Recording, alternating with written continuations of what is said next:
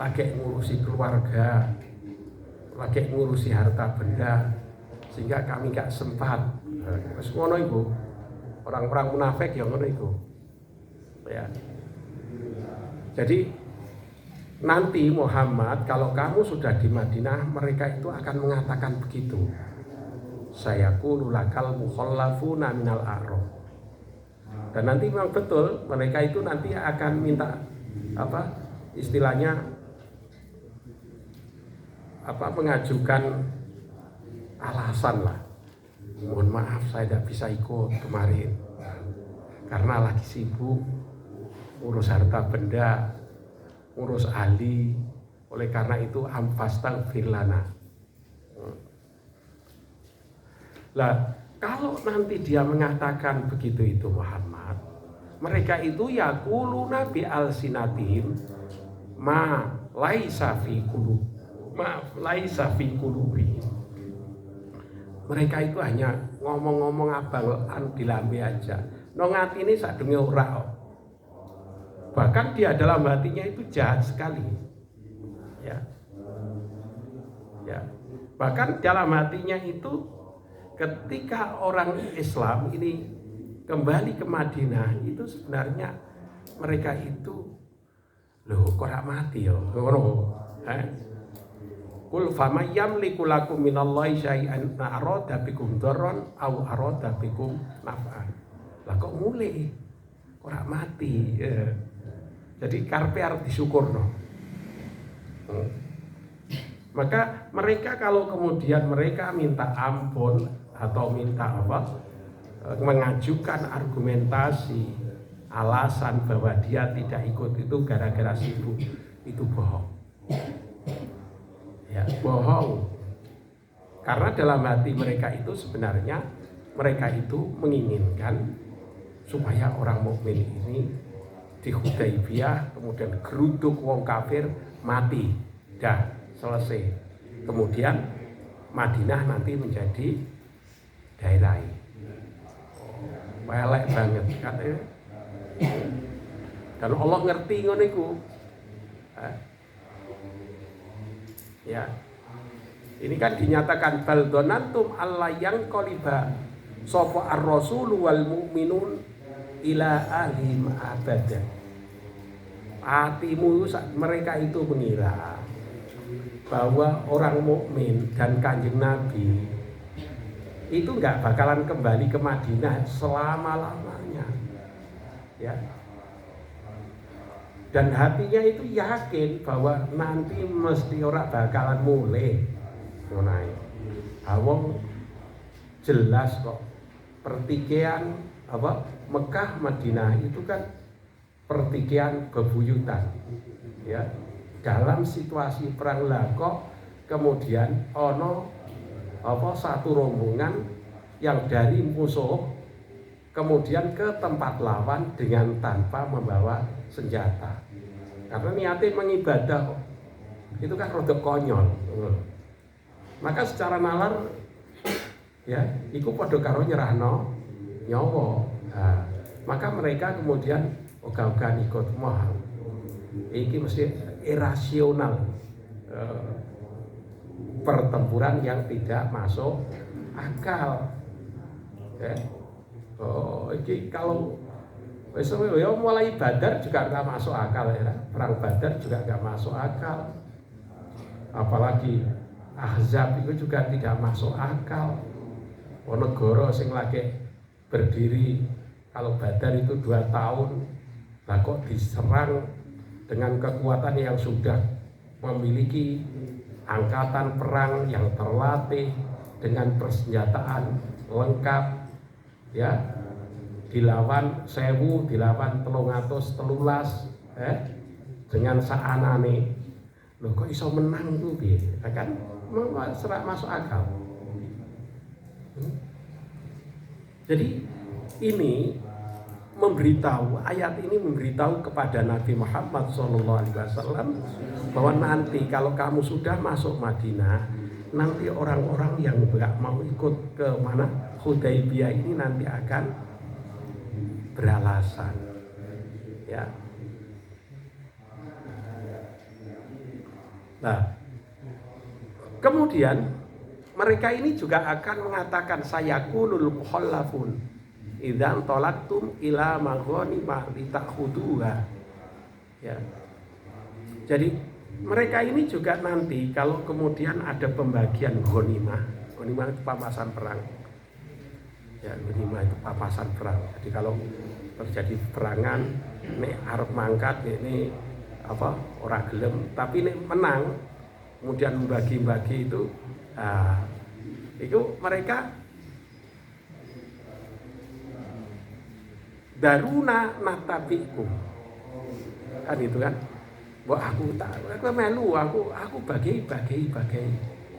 Jadi nek ono menang itu, aku yo melu mau lo, ndongakno lho iku lho. Aku nang kene juga mikirno iku, aku ngene. Aku juga kontribusi loh.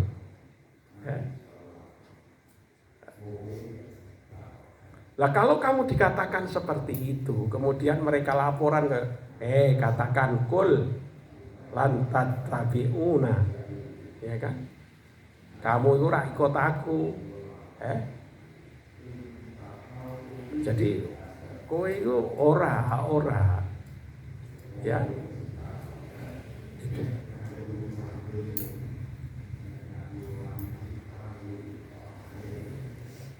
Kadzalikum qala Allahu min qablu. Demikianlah Allah memberitahukan sebelum kamu ngomong itu Allah sudah beritahu aku. Kowe itu apa sih alasan tok?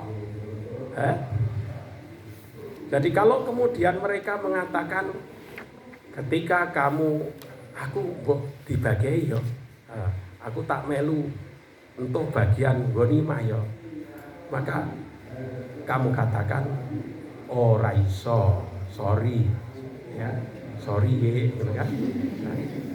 Enggak boleh. Karena kamu tidak ikut bersusah payah. Ya.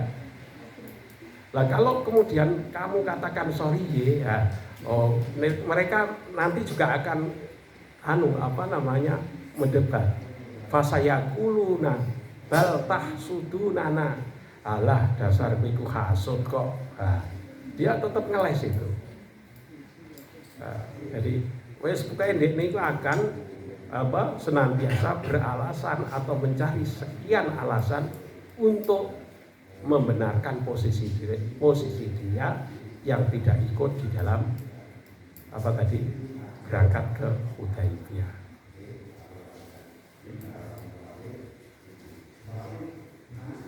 Lah kalau kemudian mereka ngeyel gitu begitu, ngenai. Wes ngenai. Kullil mukhallafina minal a'rab. Ngene. Katakan pada mereka ya, satu ta'auna ila qaumin uli ba'sin syadid. Nanti kita juga akan punya musuh lagi loh, yang lebih kuat loh. Nek kowe memang betul-betul, ayo ikut nanti. Wah, ya. Jadi wes aja mau ngomong doang, engko ana pertempuran neh sing luwih dahsyat lagi. Tuqatilunahum au yuslimun. Kamu memerangi atau sampai mereka itu menyerahkan diri. Fa in tuti'u yu'tikumullahu ajran hasanah. Kalau kemudian kamu nanti ketika ada musuh atau ada peperangan yang lebih dahsyat lagi, ya, maka kemudian kamu taat, maka kamu akan diberikan pahala oleh Allah Subhanahu wa Ta'ala. Tapi sebaliknya, kalau pecundang kalian itu lari, fa in tatawallau kama tatawallau min qabl yu'adzikum adzatan. Kalau kemudian kamu itu berpaling, tidak mau ikut perang sebagaimana sebelumnya, maka kamu akan diadab oleh Allah dengan adab yang pedih. Ini. Jadi perjuangan itu zaman itu memang ya wajib karena memang ini memperjuangkan negara saat itu, agama saat itu. Ada dipimpin oleh Nabi. Nah, bagaimana orang yang cacat, bagaimana orang yang buta, apa mereka juga wajib? Enggak. Kalau mereka itu tidak dosa kalau tidak ikut, karena memang secara syar'i karena mereka buta, nek ikut malah nanti ngewo-ngewoi, ya kan? Wong perang kok buta kan, kok koncone dhewe dipateni dhewe iso kan. Akhir ngawur. Begitu juga kalau orang apa cacat misal aja atau sudah aku malah tambahnya woi wis rapopo, mereka enggak berangkat tidak apa-apa, termasuk orang-orang yang sakit ya itu tidak apa-apa. Tapi kalau kemudian mereka itu memang sengaja untuk apa tidak ikut di dalam pertempuran, nah, ya tidak ikut dalam pertempuran, maka adab Allah. Jadi sejak dulu itu memang ada kelompok-kelompok oportunis itu ada, dan dia senantiasa mempertimbangkan untung dan rugi, meski terutama di dalam berjuang di dalam menegakkan agama Allah. Padahal ya, yang dibela itu Allah dan agama Allah, dan di situ ada Rasulnya. Jadi kebenarannya itu kalau ada Rasul mesti benerin. Ngono ae jono sing meragukan. Ya. Dan kalau kemudian ternyata kelompok yang berada di pihak Rasul ini menang, mereka nanti juga ya ikut itu ya. Aku itu juga ikut seks, kamu menang no kue lo ya. Aku sebagai ya sebagai ghanimahnya seperti apa bagai ya. Kalau kemudian dikatakan wah kowe iku ora ikut kok, kowe kan cuma nongkrong nang omah, dijak malah wedi, malah nang atimu iku apa terdapat nasau prasangka yang jelek. Mereka mengatakan adalah dasar kowe iku hasud kok. Jadi mereka itu banyak alasan sejak zaman Nabi Muhammad Sallallahu Alaihi Wasallam. Enggak, lanjutnya.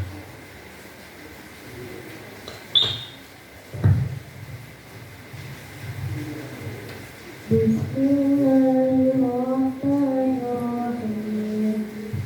Laqad radiyallahu 'anil mu'minina idh yubayyi'unaka tahta asy-syajarati fa'alima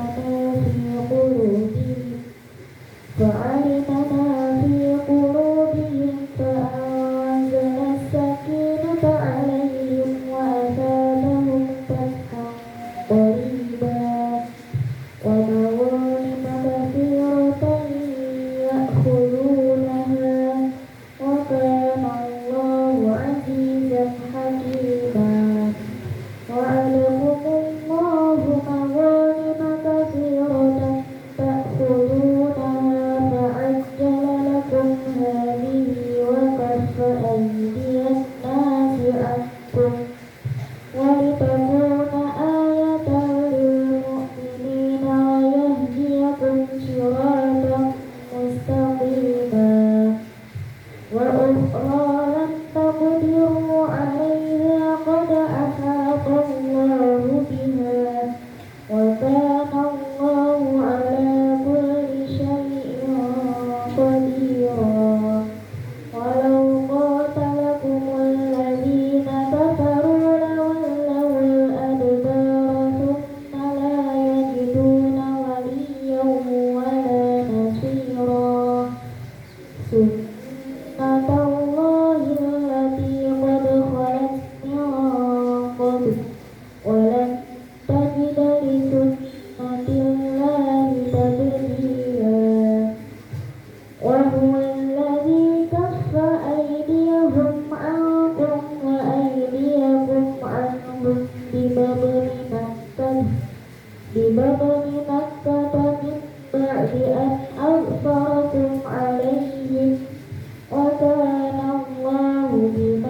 تعملون بصيرا هم الذين كفروا وصدوكم عن المسجد الحرام والهدي معكوفا أن يبلغ محله ولولا رجال مؤمنون ونساء مؤمنات لم تعلموهم أن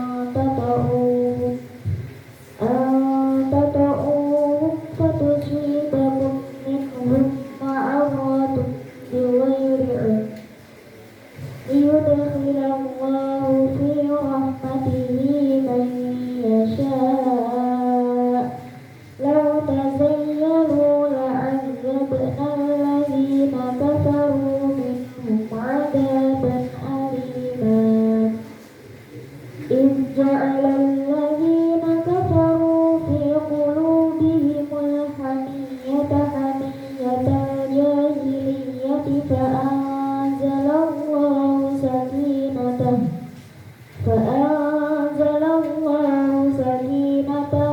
على رسوله وعلى المؤمنين وألزمهم كلمة التقوى وكانوا أحق بها وأهلها وكان الله بكل شيء عليما.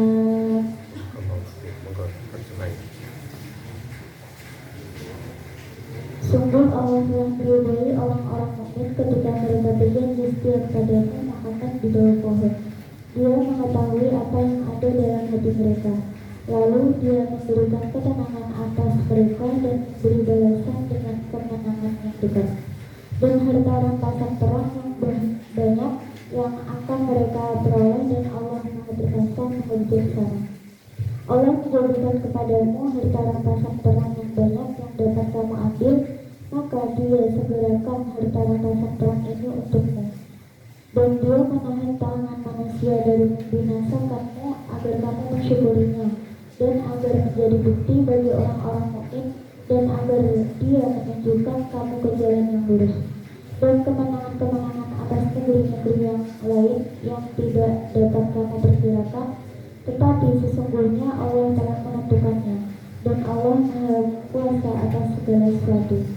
Dan sekiranya orang-orang yang kafir itu memerangi kamu, pastilah mereka akan berbalik melarikan diri, dan mereka tidak akan mendapatkan pelindung dan penolong. Demikianlah hukum Allah yang telah berlaku sejak dahulu.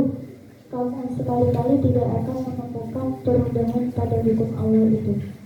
Dan dialah yang mencegah tangan mereka dari membinasakan kamu, dan mencegah tangan kamu dari membinasakan mereka di tengah kota Mekah, setelah Allah memenangkan kamu atas mereka. Dan Allah Maha melihat apa yang kamu kerjakan. Merekalah orang-orang kafir yang menghalang-halangi kamu masuk Masjidil Haram dan menghambat hewan-hewan kurban sampai ke tempat penyembelihannya. Dan kalau bukanlah karena ada beberapa orang beriman laki-laki dan perempuan yang tidak kamu ketahui, tentulah kamu akan bunuh mereka yang menyebabkan kamu ditimpa kesulitan tanpa kamu sadari. Karena Allah tidak memasukkan siapa yang Dia kehendaki ke dalam rahmat-Nya. Sekiranya mereka terpisah, tentu Kami akan mengazab orang-orang yang kafir di antara mereka dengan azab yang pedih. Ketika orang-orang yang kafir menanamkan kesombongan dalam hati mereka, yaitu kesombongan jahiliyah, maka Allah menurunkan ketenangan kepada Rasul-Nya dan kepada orang-orang mukmin. Dan Allah mewajibkan pada mereka tetap taat menjalankan kalimat takwa. Dan mereka lebih berhak dengan itu dan patut memilikinya. Dan Allah Maha mengetahui segala sesuatu.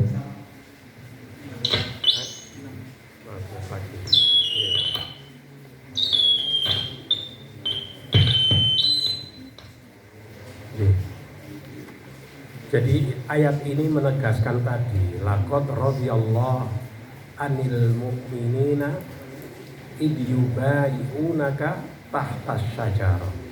Ini bai'atul ridwan.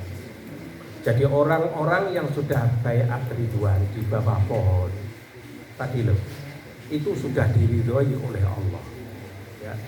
Dan bahkan setelah bai'at ini nanti kemudian Allah itu sudah menjanjikan Allah akan memberikan kemenangan yang dan pampasan perang yang banyak sekali. Nanti ini tahun 8, kemudian 10 tahun mestinya berjanji damai, tapi baru tahun ke-10 nanti sudah tidak jadi, sudah mulai. Dan ini nanti betul itu, ya. Allah menjanjikan berbagai ghanimah yang banyak, dan Allah menyegarakan. Jadi tidak usah ragu. Kalau kamu kembali, kon balik akhirnya, ya, orang usah kecewa, kan itu kan. Dan kamu nanti akan, ya, dijaga oleh Allah, diberikan kemenangan oleh Allah.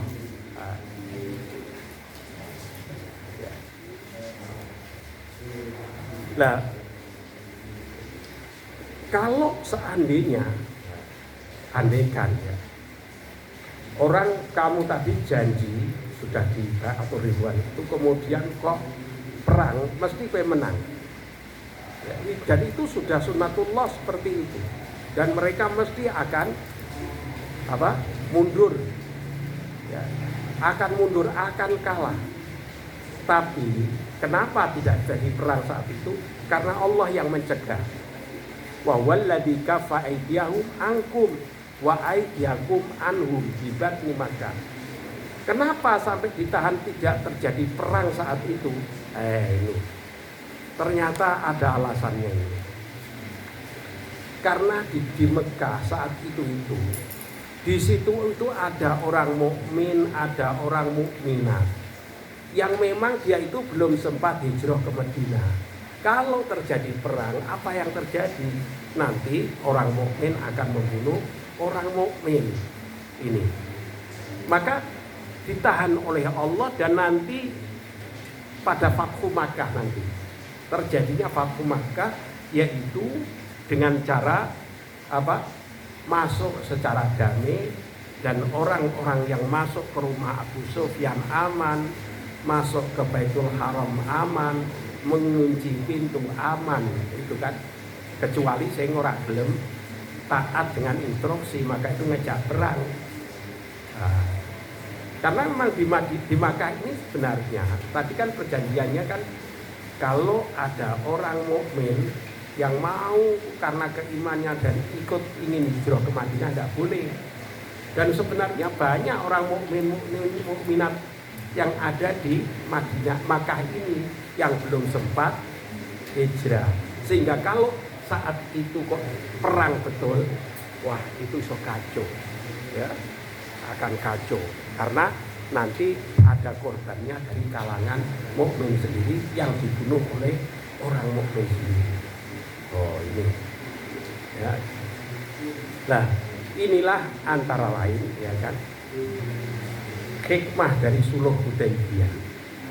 Ya, di samping nanti kemudian setelah Sulh Hudaybiyah banyak orang berdiskusi atau berbicara tentang Islam, dan Islam ini sangat masuk akal, maka akhirnya nanti banyak Islam ini semakin dikenal. Dan pada fase-fasa inilah Nabi Muhammad SAW menulis surat, kirim ke sana Persia, ke Roma dan lain sebagainya, ke Mesir, itu kan, yang di situ menyatakan bahwa Nabi Muhammad SAW adalah utusan Allah dan agama yang dibawa adalah agama Islam. Jadi dalam situasi tidak perang ini digunakan untuk berdakwah. Disinilah sebenarnya kemenangan Islam mulai awal sudah kelihatan. Jadi meskipun dari aspek perang kelihatannya kalah dalam medan perang karena disuruh pulang, tapi di dalam strategi sebenarnya banyak hal yang bisa diperoleh dari keuntungan perjanjian Sulh Hudaybiyah. Terima kasih, saudara.